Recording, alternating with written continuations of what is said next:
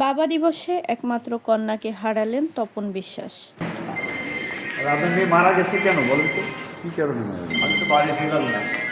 কিন্তু বাড়ি ছিলেন না? বাড়ি ছিলাম না, আমি সকালে যে আদান দেওয়ার সময় যে মাছ নিয়ে গেছে বাজারে।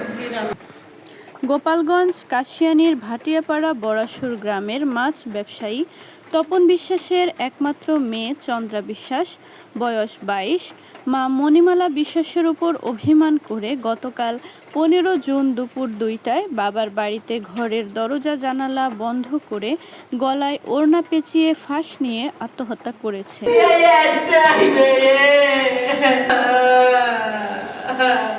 মূল ঘটনা জানা গেছে চন্দ্রা বিশ্বাস বিবাহিতা। 3 বছর আগে স্বামী স্ত্রীর মধ্যে বিবাহ বিচ্ছেদ ঘটে। তারপর থেকে চন্দ্রা তার বাবার বাড়িতে থাকে। বাবার বাড়িতে বেশিরভাগ সময় কাটায় মোবাইল ফোন দেখে। মোবাইল দেখতে দেখতে সে মোবাইল আসক্ত হয়ে পড়ে। রবিবার সময় আনুমানিক 12টার দিকে সবসময় মোবাইল দেখা নিয়ে মায়ের সাথে ঝগড়া হয় তার। পরে বাড়ির পাশের মধুমতি নদীতে তার মা গোসল করতে গেলে চন্দ্রা নির্জন বাড়ির ঘরের দরজা জানালা বন্ধ করে নিজের পরনের ওড়না গলায় পেঁচিয়ে ফাঁস দিয়ে ঘরের চালার সাথে ঝুলে আত্মহত্যা করেন। এ সময় চন্দ্রার বাবা মাছ বিক্রি করতে বাজারে ছিলেন।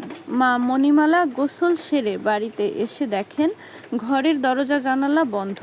কিছু সময় ধরে দরজা ধাক্কাধাক্কি ও মেয়েকে ডাকাডাকি করে সাড়া না পেয়ে আশপাশের প্রতিবেশীদের সহযোগিতায় দরজা ভেঙে ভেতরে ঢুকে দেখেন মেয়ে গলায় ফাঁস নিয়েছে।